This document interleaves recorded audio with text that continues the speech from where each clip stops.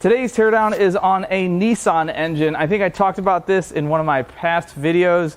I got this engine a few weeks ago. It's out of a 2017 Infiniti Q50S. This is a VR30DDTT. What that means is it's a 3-liter twin-turbo direct injected V6. There's actually two different variants of this engine. There's a 300 horsepower and a 400 horsepower version. This is the 300 horsepower version, and the only reason I know that is it had a tag with the interchange number, so at least I don't have to figure that out the hard way. As far as I know, the main differences are the amount of boost they run, and there's something different on the turbos. I don't know if it's a compressor wheel, or I'm sure someone will chime in and tell me what that is. This is the very first one of these I've torn apart, and I've been kind of dreading taking this one apart all week, just because of my track record. The last two have been obliterated, so hopefully we get some good parts to sell out of this thing, and it's not a total disaster.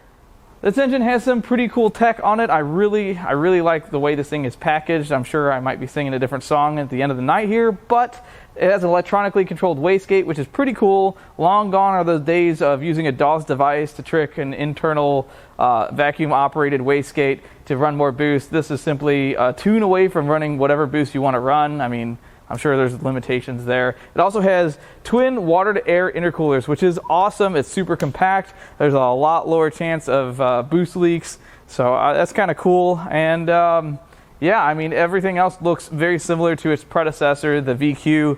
I'm sure taking it apart will be very similar to that. And yeah, let's get started. Normally, the first thing I would do is pull the plugs and take a look, but I can't really do that because there's some stuff in the way. So we're gonna get this intercooler out of the way on this side, which was loosely installed from in the first place, and that makes that a lot easier. We're going to go ahead and get that and the other side off at the same time, just to get them out of the way.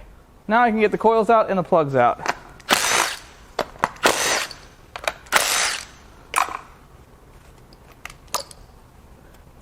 Well, this one does have plugs in it, so that's cool.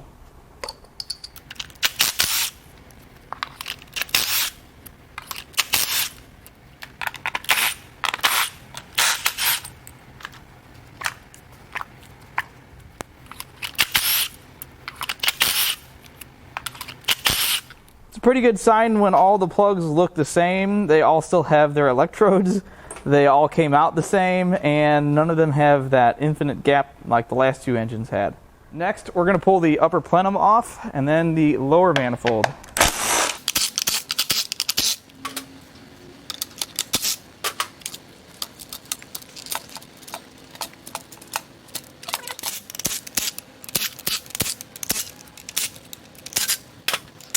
Now we can see the direct injection rails and the injectors, which look really well tucked in there. I don't think they're going to be that hard to get out, but I am going to wait to pull these out until the heads are off, and I'll probably, like I do with most of my direct injection engines, I'll run them through the parts cleaner and get them hot. It'll make getting the injectors out a lot easier.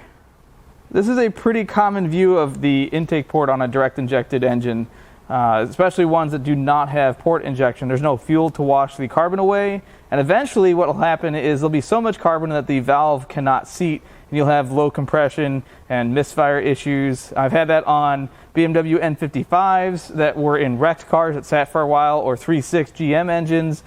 Sometimes I'll turn the engine over to where the valves are at maximum lift, and I will fill the cylinder filled with gasoline or solvent to kind of eat away at the carbon and let it sit for a couple days. And sometimes that works and sometimes it doesn't, but yeah, without port injection, it's a good idea to drive these cars hard every now and then. The good old Italian tune-up, sometimes it actually does work. Something peculiar I noticed when I flipped this engine on its side so that we can talk about the turbo is that it has a heat tab, and this is from LKQ, which sells lots of engines. They have both full and self-service yards, but I didn't get this from an LKQ. This came from a completely different yard. This is the core for the engine that ended up fixing the car, so that tells me that this was the second engine either in that car or that they bought for that car. It's kind of, there's a lot of questions there, so I just thought I'd point that out. I have heard, and now I have first-hand experience, that these cars have what the N54 BMWs also have problems with, and that is wastegate rattle. When people talk about wastegate rattle, it's an audible sound of the wastegate rattling. It's usually worse on cold start, and it's not just an annoying sound, it actually affects the performance. On a BMW, it'll throw a 30 FF faster than you can blink. At least on my car it did. But what happens is the fulcrum wears out where the wastegate pivot point is inside the turbine housing, and the force of the wastegate actuator moving this back and forth will actually wallow out the hole, and then the wastegate won't close. The flapper will not cover the delta either completely or at all. It won't get far enough, and sometimes you can adjust them. At least on this one it looks like you can, and on the BMWs you can as well. But eventually you're going to have to put a turbo on it, or at least a kit that actually acts like a bushing in the turbine housing to kind of remove that play and that slop so that the delta will completely close and that it will build boost in the correct fashion. Now we're going to go ahead and pull the driver's side turbo off, and then we'll get the other side off. This doesn't really look too difficult, but the engine is out of the car, so I'm sure it's a lot easier like this.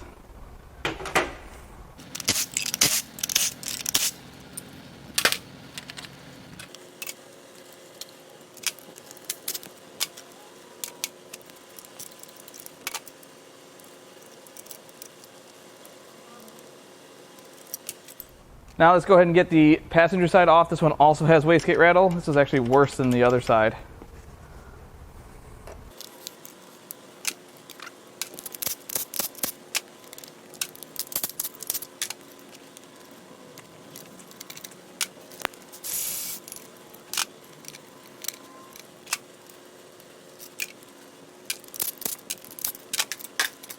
Let's take a look at these bad boys. This is the play I was talking about. That is abnormal. It's not supposed to be like that. And what happens is, because of that, the wastegate cannot pull the flapper shut to where it covers the delta completely, and then you have exhaust gases that bypass the turbine wheel, and you can't make as much boost, or it builds boost slower. It'll throw like a low boost threshold code. I know Audis do it as well. I don't really know why turbos from this era do that. The 80s cars that were turbocharged never had wastegate rattle issues like ever, and if I'm wrong, someone please correct me. But outside of that, the turbos are in pretty good shape. They don't have any excess play. It doesn't feel like the wheels hit the housings or anything, and the impellers don't really have a lot of debris damage or anything like that. So I think that the outside of the wastegate rattle, the turbos are good, but unfortunately, because of the wastegate play, I'm going to have to sell them as cores. Before I start tearing this thing completely apart, I kind of want to turn this thing over to see if it turns over. I don't think it does, but I didn't really get a story with this. Well, actually, it's pretty stiff for not having plugs in it. It doesn't feel right. Let's see if I can make a complete revolution. I can hear some noise in the timing area here. Maybe it's got some rust in the cylinders or something. I don't know.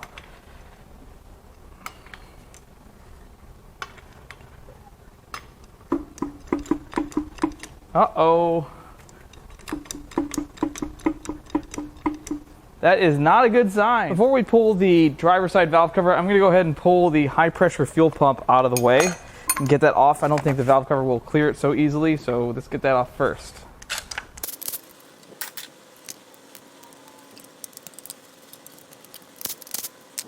And now for the valve cover.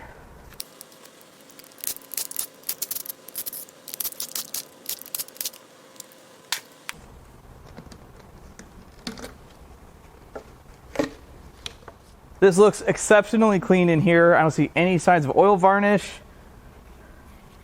It looks like it was well maintained. Again, it's also so new that maybe it hasn't had a lot of time to build that stuff up, but yeah, everything looks pretty good. Now it's time for the passenger side.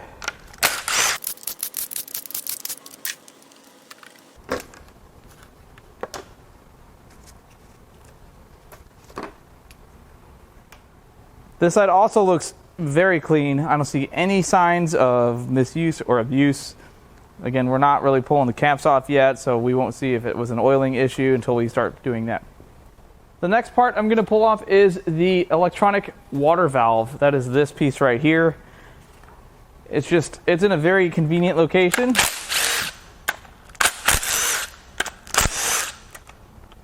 Except they blocked one of the bolts with a thermosensor. I don't know why. The next thing we're going to do is pull the variable valve timing plates off the front of this engine.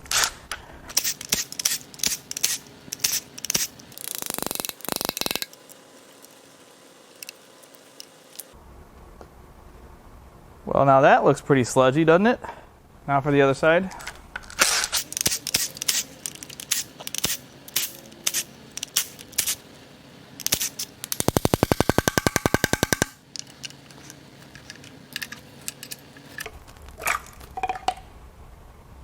And that side's clean. That's kind of odd. Now we're going to pull the vacuum pump off the back of the passenger side cylinder head.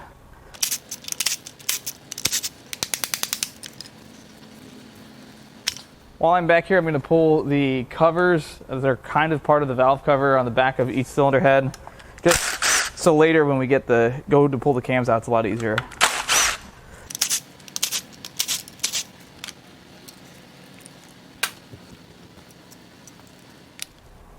Sadly, the next step for me, I believe, is to flip the engine upside down. In order to get the timing cover off, you got to take the pan off to get the bolts that hold the timing cover to the lower pan. At least that's what I remember from my old VQ days. So we're going to get this thing upside down. Hopefully it doesn't rain a bunch of parts out of it or flip off the stand or puke a bunch of fluid, which I'm sure it'll do at least one of those things.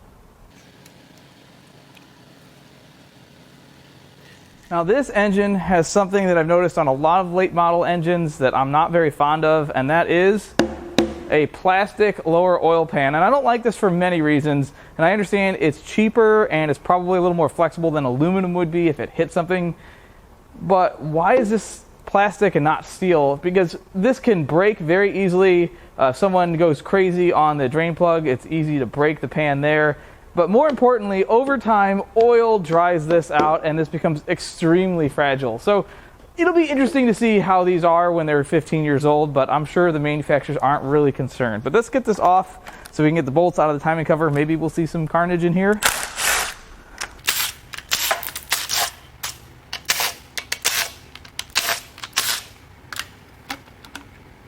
At first glance, I don't see anything too troubling, but if you look a little closer, you'll see some metal fragments that looks like bearing material here. Sparkly. And you'll also see some silvery, finer pieces in the oil here that looks also kind of sparkly. But I don't see any carnage, just some signs of bearing material, which we suspected because it sounded like it had rod knock when I turned the crank over. But let's go ahead and get the 3 bolts out that I needed to take that pan off for, and then we will flip it back over and pull the timing cover. Time to pull the crank pulley.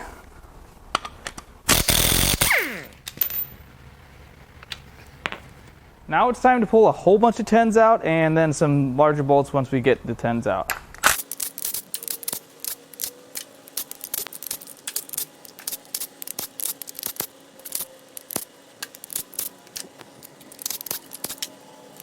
Something else I noticed, there's this little Banjo filter. Let's pull that out and see what that looks like. Oh yeah.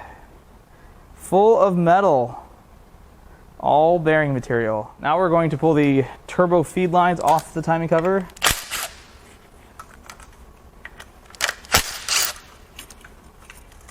Now there's a couple 12s. And lastly, some 14s.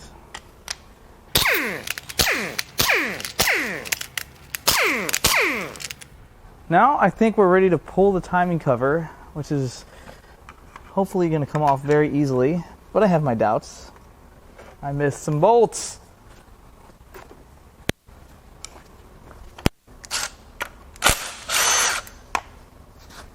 Any more hiding in there?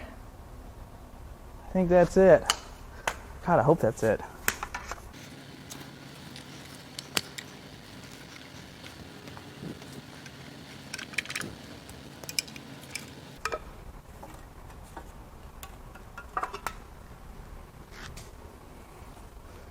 Everything in the timing system looks pretty good. I don't see any signs of, there's no broken pieces in here.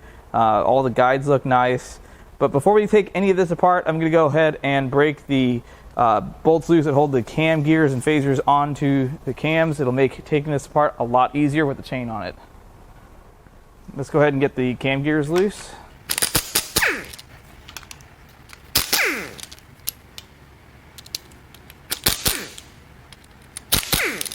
Now we can start taking the guides off, get the chains off.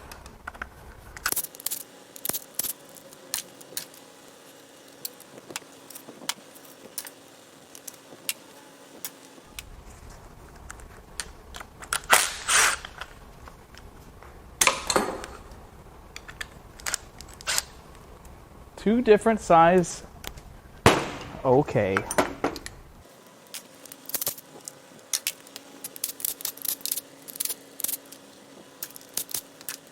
Something I noticed on this cam cap, this little cam tower here, it looks like someone used one of those scrubby pads, the Scotch pads, on a die grinder. This side is not like that. And remember, this side was clean when we pulled the VVT cap off, and this side was dirty. So maybe someone's been in this side of the engine before. Let's go ahead and pull the cam caps and cam tower out of this so we can get the cams out of the passenger side.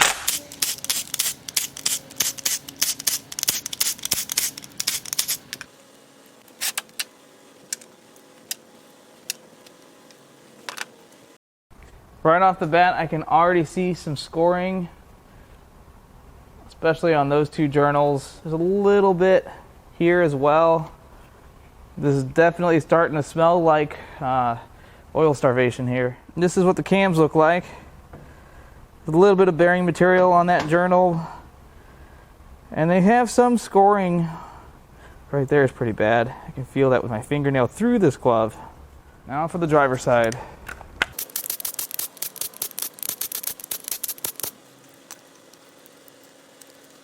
There's the lobe that drives the high pressure fuel pump. I think this side looks a little worse. This is pretty rough right here.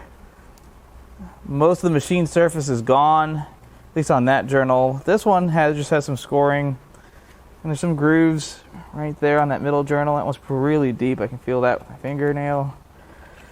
It's definitely worse on this side. Cams definitely have some more bearing material. Look at all that on that journal.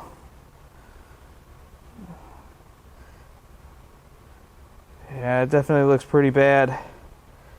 Not as bad as I've seen, but not good. Okay, let's go ahead and get this driver's side head off. There's some 12s on the front, and then the rest are E18 external Torx.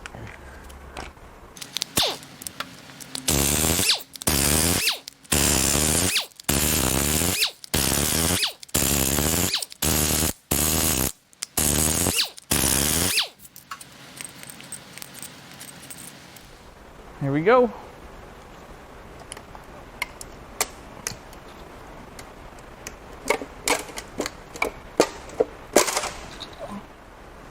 This actually looks pretty good in here. The cylinder walls are nice. I don't see any scoring. None of that adjustable rod stuff. Pretty interesting shape of the pistons being direct injected. All right, let's get the passenger head off.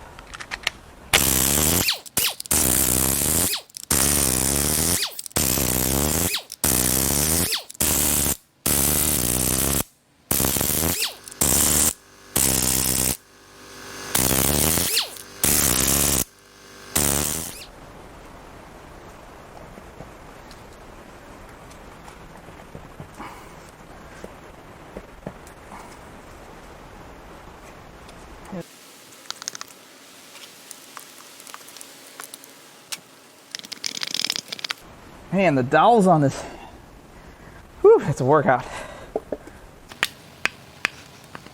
It's not really what I wanted to do.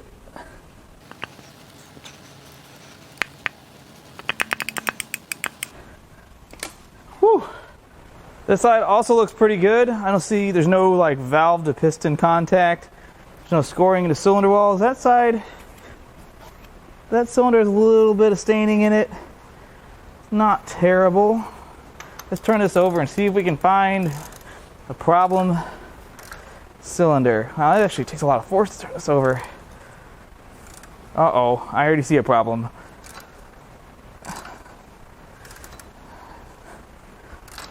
I can't turn it over. It's just tightening the crank bolt. It's not a good thing. Well, that piston didn't move when we tried to turn it over. The rest of these, oh wow. That one's loose also. Okay, let's get the upper pan off and see if we can figure out what cylinders are a problem.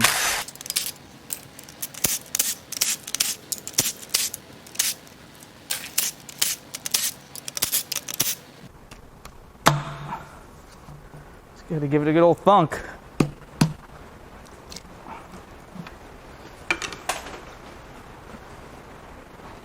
Or more than just one.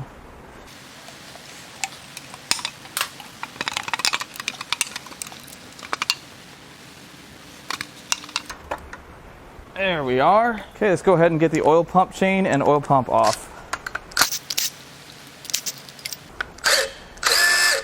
Well, that's not going to work now, is it? Well, there's only one other way to try this.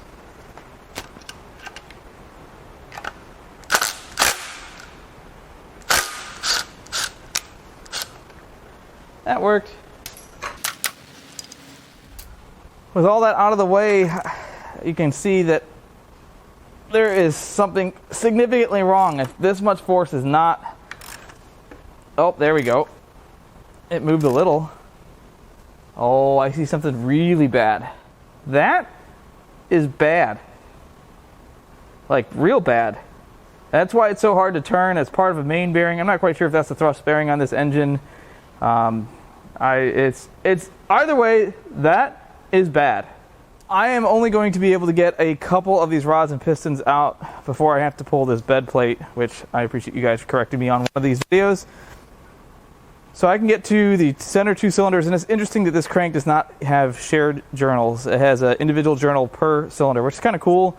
So let's I can get the center two cylinders out, and then we're going to pull the bed plate.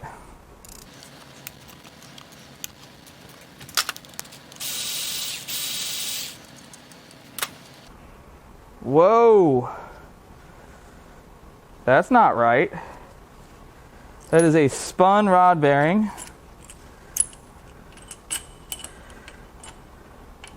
Stay.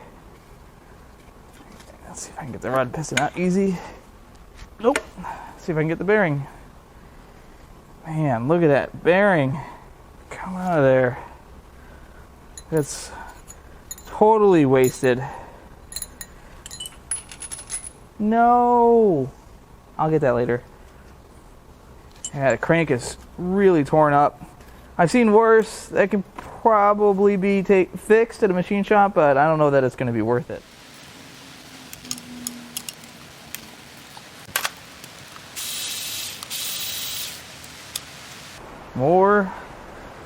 Another spun bearing. Man.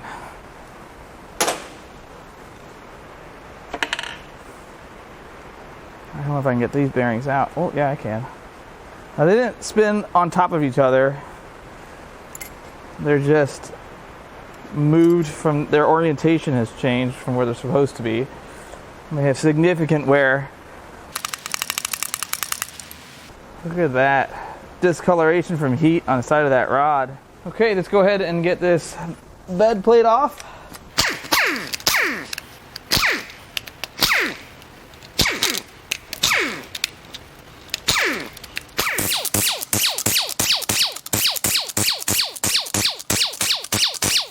Now that those are out, let's try to turn this over again and see if it's any easier without the bolts clamping that down. No. It's just laughing at me now.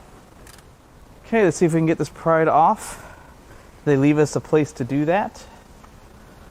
Yes, they did.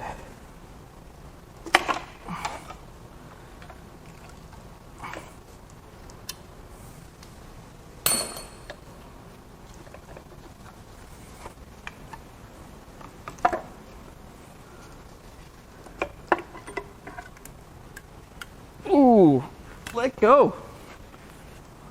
I'm impressed. I'm really impressed. It's more of that bearing foil. God, you guys gotta see this.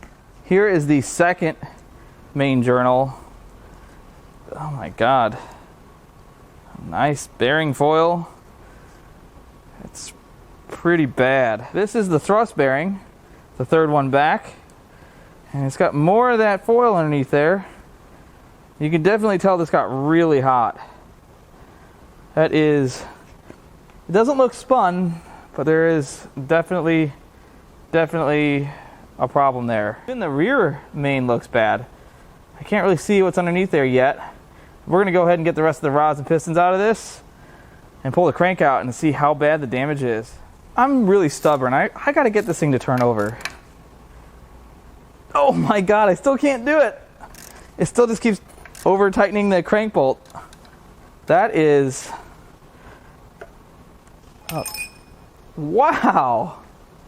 That's awesome. Well, there's a main, super chewed up. Another one. Wow. That's rough. Real rough. Hey, maybe it'll turn over easier now. Let's try it.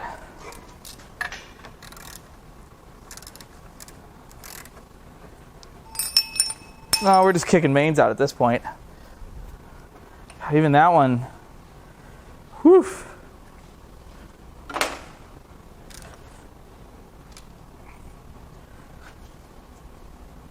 Well, I don't know how this is going to work here.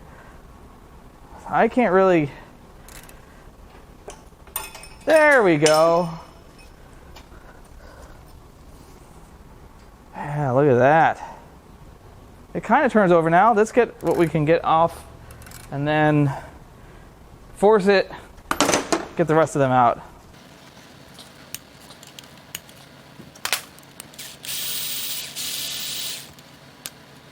All the bearings are rough. All of them so far.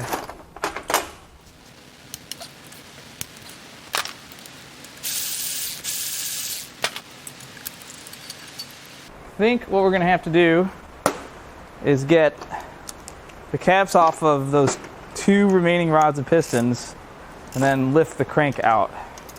Then I can get the pistons out of it.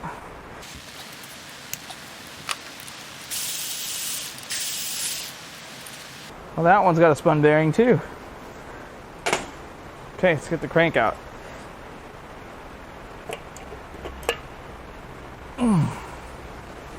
That one was spun on top of itself. Just like that. Well, I think I lucked out. This actually looks pretty good. I think the block is salvageable. I don't see any major damage. The cylinder walls all look really nice. There's no scoring. I think I got lucky. These bearings are all trash too. It's amazing. Every bearing in this engine was bad. You can see this one was probably the worst. Look at how that was discolored. Center 2 cylinders were the ones that had quote-unquote rod knock, although I'm sure it knocked in every single cylinder. Let's just call it locked up. I mean, I could turn it over, but it wouldn't run. There's no way this thing ran. And if you're wondering what the combustion chambers look like, here's one of the heads. I didn't see any damage in the other head or this head.